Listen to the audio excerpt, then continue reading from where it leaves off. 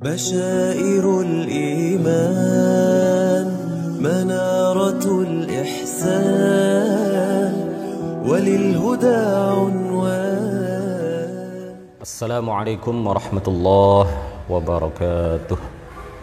الحمد لله رب العالمين، له النعمة وله الفضل وله الثناء الحسن، صلوات الله البر الرحيم والملائكة المقربين على سيدنا محمد طه الأمين وعلى آله وصحبه الطيبين الطاهرين.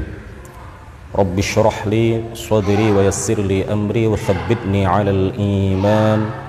اللهم لا سهل إلا ما جعلته سهلا وأنت يا حي يا قيوم تجعل الحزن إذا شئت سهلا. اللهم ارزقنا الإخلاص في النية والقول والعمل ونعوذ بك من حال أهل النار. Amma ba'du, para peserta kajian online FB Yayasan Syahamah yang mudah-mudahan semuanya senantiasa mendapatkan limpahan taufik, rahmah serta hidayah dari Allah Subhanahu wa taala.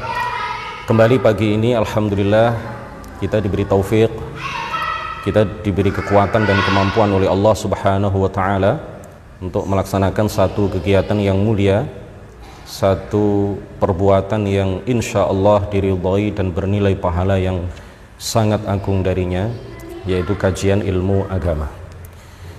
Dalam kajian tematik pagi hari yang berbahagia ini, insya Allah kita akan mengulas mengenai keutamaan takwa dan keutamaan tawakal. Ini adalah nasihat bagi diri saya pribadi, kemudian kalau bermanfaat ayo kita amalkan bersama-sama. Hadirin rahimakumullah, Allah Subhanahu wa taala di dalam surah At-Talaq ayat 2 dan 3 berfirman, "Wa may yattaqillaha yaj'al lahu makhraja wa yarzuqhu min haitsu la yahtasib." Dan barang siapa yang bertakwa kepada Allah Subhanahu wa taala, maka Allah Subhanahu wa taala akan memberikan kepadanya jalan keluar dan akan menganugerahkan kepadanya rezeki yang tidak ia sangka-sangka. Wa may yatawakkal 'ala Allahi fahuwa hasbuh. Dan barang siapa yang bertawakal kepada Allah Subhanahu wa taala, maka Allah lah yang akan mencukupinya. Innallaha balighu amrih. Sesungguhnya Allah Subhanahu wa taala maha mewujudkan, maha menciptakan segala apa yang Dia kehendaki. Qad ja'alallahu likulli syai'in qadra. Dan sungguh Allah Subhanahu wa taala telah menjadikan atau telah mengadakan ketentuan bagi segala sesuatu. Imam Ahmad di dalam kitab Al-Musnad dan juga Imam Al-Hakim di dalam kitab Al-Mustadrak meriwayatkan dari sahabat Abu Dzar radhiyallahu anhu bahwa beliau berkata, suatu ketika Rasulullah sallallahu alaihi wasallam membacakan ayat wa may yattaqillaha yaj'al lahu makhraja dan seterusnya sampai selesai. Ketika beliau membacakan ayat ini kepadaku, lalu beliau mengatakan kepada aku, kata sahabat Abu Dzar, "Ya Aba Dzarrin, law anna an-nasa kullahum akhadhu biha lakafathum." Wahai Abu Dzar, seandainya seluruh manusia mengambil ayat ini sebagai pedoman, maka niscaya ayat ini cukup bagi mereka. Lalu Rasulullah sallallahu alaihi wasallam mulai membacakan ayat ini kepadaku berulang-ulang dan berulang-ulang. Hadirin rahimakumullah, sebagaimana kita tahu bahwa takwa adalah melaksanakan semua kewajiban dan meninggalkan semua yang diharamkan. Melaksanakan semua kewajiban dan meninggalkan semua yang diharamkan. Tahap paling awal bagi kita semuanya untuk meraih derajat sebagai orang-orang yang bertakwa adalah belajar ilmu agama. Kita pelajari apa saja yang Allah wajibkan kepada kita, apa saja yang Allah haramkan bagi kita. Setelah kita mengetahui, setelah kita belajar, berbagai kewajiban yang Allah wajibkan kepada kita, setelah kita belajar berbagai perkara haram yang Allah haramkan atas diri kita, lalu kita berusaha untuk melaksanakannya. Ketika kita sudah mampu untuk melaksanakan semua itu, melaksanakan semua kewajiban dan melaksanakan perintah Allah Subhanahu wa taala untuk menjauhkan diri kita dari berbagai perkara yang Allah haramkan atas diri kita, maka pada saat itulah kita sudah mencapai derajat sebagai orang yang bertakwa. Diriwayatkan dari sahabat Ibnu Abbas radhiyallahu anhuma bahwa beliau berkata, "Wa may yattaqillaha yunjihi fid dunya wal akhirah." Dan barang siapa yang bertakwa kepada Allah, maka Allah akan memberikan keselamatan, menyelamatkannya di dunia maupun di akhirat. Oleh karena itulah hadirin sekalian, takwa adalah sebab munculnya jalan keluar dari berbagai macam kesulitan baik di dunia maupun di akhirat. Takwa juga merupakan sebab diperolehnya rezeki. Takwa juga merupakan sebab diraihnya derajat-derajat yang tinggi di dunia maupun di akhirat. Sebaliknya, perbuatan-perbuatan dosa, perbuatan-perbuatan maksiat, perbuatan-perbuatan yang melanggar perintah Allah Subhanahu wa taala, maka perbuatan-perbuatan tersebut adalah sebab terhalangnya kita untuk memperoleh derajat yang tinggi, sebab terhalangnya kita memperoleh jalan keluar, sebab terhalangnya kita memperoleh rizki dari Allah Subhanahu wa ta'ala. Imam Al-Hakim, Imam Ibn Hibban dan lainnya meriwayatkan dari Rasulullah sallallahu alaihi wasallam bahwa beliau bersabda, "Innar rajula la yuhramur rizqa bidzambi yusibuhu." Sesungguhnya seseorang akan terhalang dari suatu rezeki sebab dosa yang ia lakukan. Karenanya hadirin sekalian, para ulama mengatakan perbuatan dosa akan menyebabkan seseorang terhalang dari berbagai nikmat dunia seperti kesehatan, harta dan lain sebagainya. Perbuatan dosa juga menyebabkan seseorang kehilangan berkah dalam hartanya, kehilangan barokah dalam kehidupannya, atau juga menyebabkan seseorang lemah,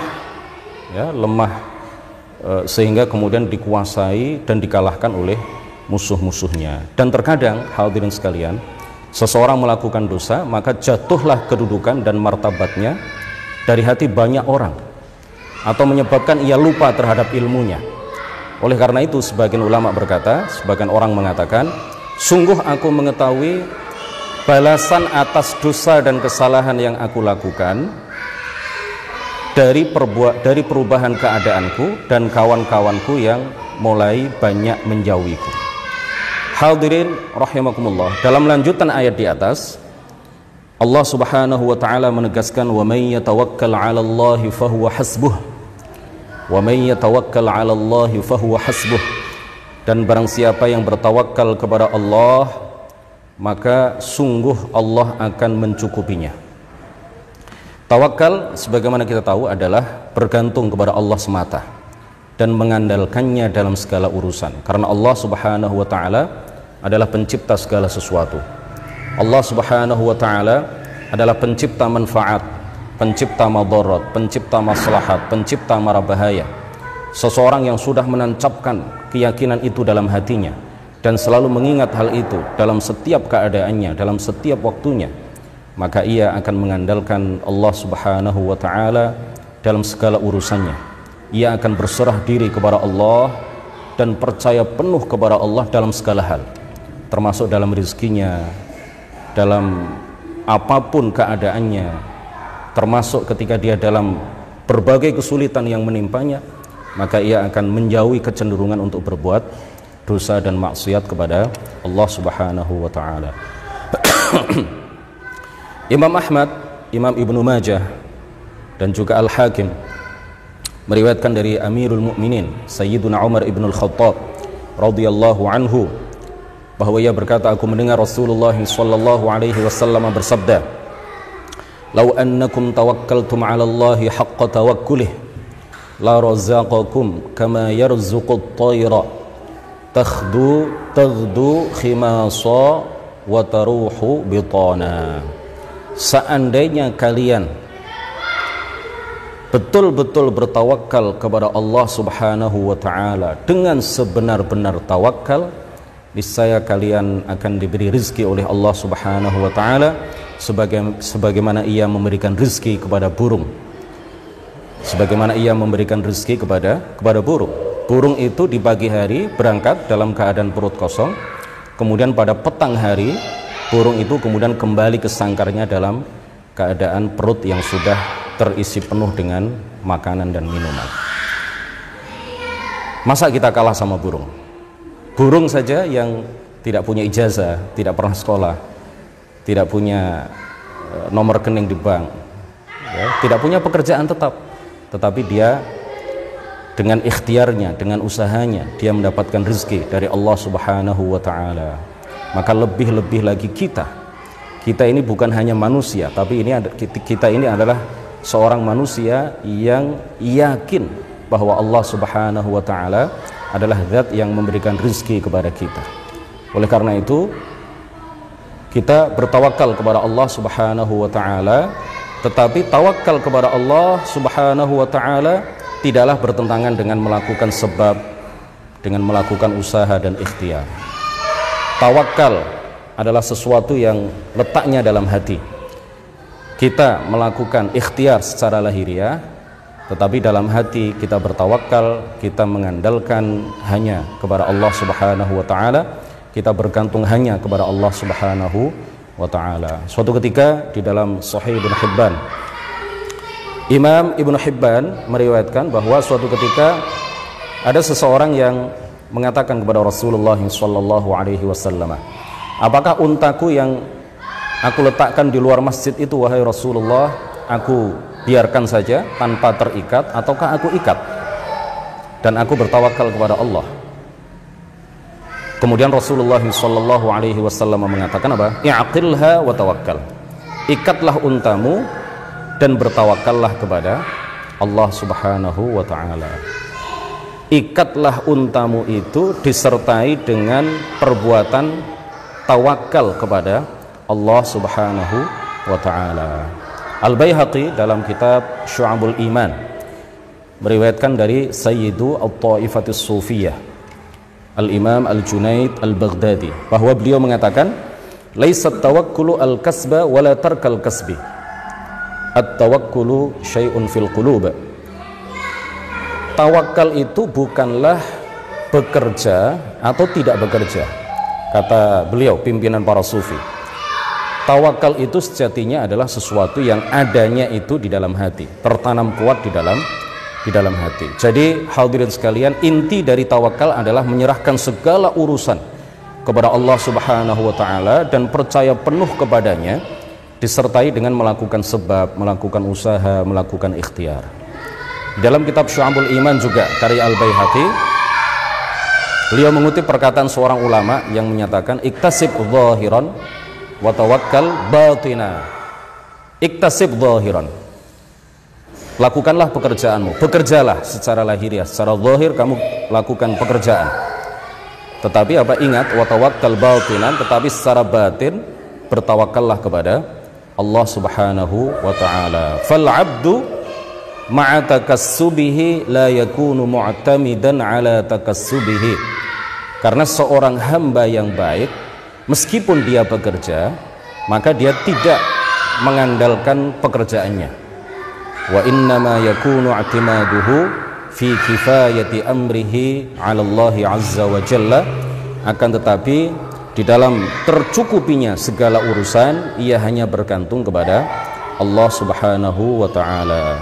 Kemudian di bagian akhir dari ayat yang kita baca tadi, wa may yattaqillaha yaj'al lahu makhraja wa yarzuqhu min haitsu la yahtasib wa may yatawakkal 'ala Allahi fahuwa hasbuh innallaha balighu amrih qad ja'ala Allahu likulli syai'in qadra. Di bagian akhir ayat-ayat yang kami kutip ini, Allah Subhanahu wa ta'ala menegaskan bahwa dia telah menjadikan ketentuan bagi segala sesuatu. Dia telah menjadikan ajal bagi setiap sesuatu.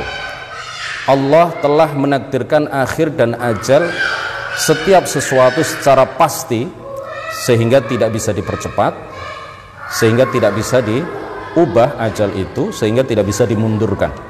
Seseorang yang mati karena dibunuh, maka ia mati karena memang ajalnya sudah datang. Seseorang yang mati karena kecelakaan, maka sungguh dia telah mati berdasarkan ajal Allah Subhanahu wa taala, karena memang ajalnya sudah sampai di situ. Seseorang yang melakukan bunuh diri bukan berarti dia telah mempercepat ajalnya, tidak. Tetapi karena memang Allah sudah menakdirkan dia mati saat itu dengan sebab dia bunuh diri. Kematian itu pasti, tetapi sebab kematian itu berbeda-beda. Bahkan ada seseorang yang sama sekali tidak ada sebab sama sekali, kemudian dia menghembuskan nafas yang terakhir. Sakit tidak mempercepat ajal, tua juga tidak menjadikan seseorang pasti mati. Bisa jadi seseorang yang masih muda dia mati, bisa jadi seseorang yang masih sehat, ya, tidak terkena penyakit sama sekali, kemudian karena ajalnya sudah sampai, karena ajalnya sudah datang, maka kemudian dia meninggal dunia. Hadirin rahimakumullah, Allah Subhanahu wa taala menegaskan, fa idza jaa ajaluhum la yastakhiruna sa'atan wa la yastaqdimun. Apabila ajalnya telah tiba, apabila ajal itu telah tiba, maka mereka tidak akan dapat meminta penundaan dan meminta percepatan barang sesaat pun. Allah Subhanahu wa taala juga mengatakan, aynama takunu yudrikkumul mautu walau kuntum fi burujim musyayyadah. Dimanapun kalian berada, maka maut akan mendatangi kalian, maka maut akan menjumpai kalian, maka ajal akan menjumpai kalian, walau kuntum fi burujim musyayyadah, walaupun kalian berada di benteng-benteng yang tinggi dan kukuh, kematian itu pasti akan datang kepada kita sekalian.